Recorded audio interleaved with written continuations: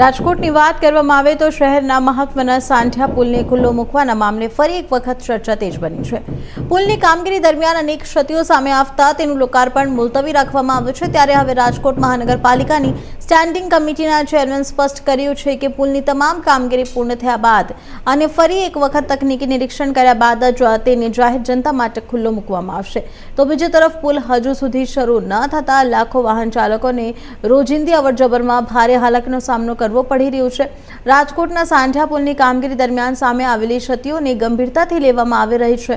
તો ત્યારે સમગ્ર મામલે રાજકોટ મનપાની સ્ટેન્ડિંગ કમિટીના ચેરમેન પરેશ પીપળિયા દ્વારા મીડિયા સમક્ષ જણાવ્યું હતું કે પુલની કામગીરી હવે અંતિમ તબક્કામાં છે અને તમામ ખામીઓ દૂર કરવામાં આવી રહી છે।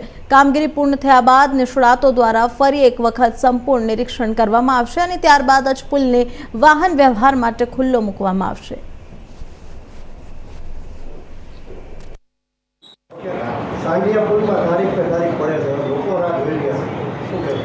સાંઢિયા પુલમાં અધિકારીઓ સાથે ચર્ચા કરી છે।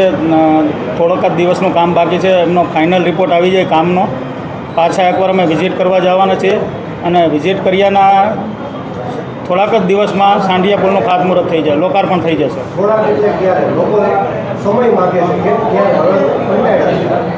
બંને એટલા ઝડપથી લગભગ 2 કે 3 દિવસમાં કામ પૂર્ણ થઈ જશે।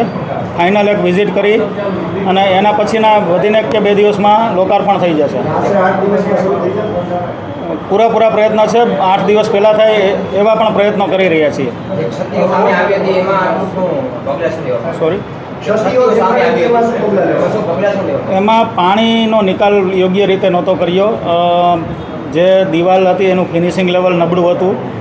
એ બધું સંપૂર્ણપણે અત્યારે લગભગ 80% કામ થઈ ગયું છે। એ આપણને ફાઇનલ રિપોર્ટ આપે કે કામ અમારો લેવલથી પૂર્ણ થઈ ગયું છે પછી ફાઇનલ અમે એકવાર વિઝિટ કરશું અને પછી બને એટલું ઝડપથી આપણે લોકોને સુખાકારી માટે લોકાર્પણ કરશું। પાણી નિકાલ માટેની વ્યવસ્થા ભૂલાઈ જાય તો માત્ર નોટિસથી ચલાવી લેવાશે કે બ્લેકલિસ્ટ કરાશે? ના, જરૂર પડે તો બ્લેકલિસ્ટ પણ કરશું, પણ એકવાર વોર્નિંગ આપી છે અધિકારીઓને અને એજન્સીને। જરૂર પડે આગામી દિવસોમાં શિક્ષાત્મક પગલાં પણ લેશું। પેમેન્ટ કાપશો? 100%। કોના હાથે લોકાર્પણ કરાવો છો? ડેપ્યુટી સીએમ સાહેબ સાથે બંને સાથે વાત ચાલી રહી છે। જેમની તારીખ આવે બેમાંથી કોઈ પણ આવશે તેમના સાથે એમના હસ્તે લોકાર્પણ કરાવશું।